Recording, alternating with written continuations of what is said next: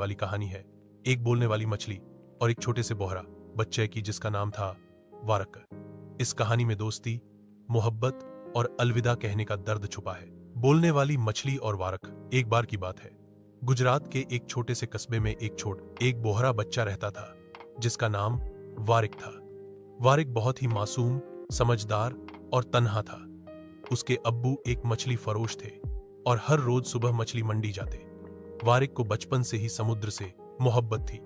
जब कभी समुद्र के पास जाता, उसकी आंखों में चमक आ जाती थी, जैसे उसकी रूह उस पानी से जुड़ी हो। एक दिन जब वारिक समुद्र के किनारे बैठा था, उसने एक अजीब सी आवाज सुनी, आए।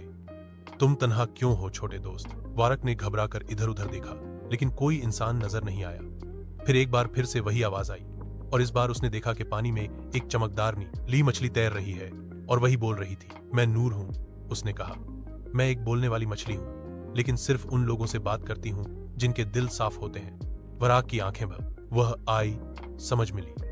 दिन बीते, प्यार जगा, गुरते।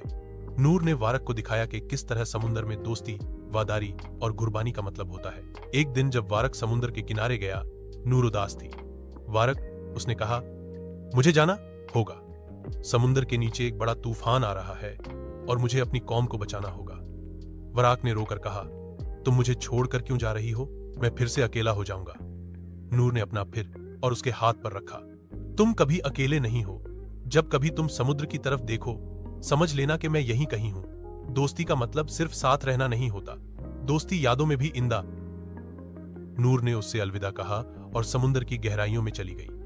वारिक देर तक किनारे पर बैठा रहा, उस जगह को देखते हुए जहां नूर ने डुबकी लगाई थी। साल गुजर गए, वारिक दा हो गया, लेकिन उसने समुद्र से दोस्ती नहीं छोड़ी। आज भी जब लोग उससे पूछते हैं कि वह समुद्र से इतना क्यों जुड़ा है, तो वह बस एक मुस्कुराहट के साथ कहता है, क्योंकि एक दफा एक मछली ने मेरी तन्हाई को समझा था। कहानी का पैगाम, दोस्ती का रंग कोई जात, मजहब या जिन्स नहीं देखता। कभी कभी वह चीज़ें भी हम समझ जाती हैं जो बोल नहीं सकती, या फिर सिर्फ उन्हीं हम बात करते हैं जो दिल से सुनते हैं।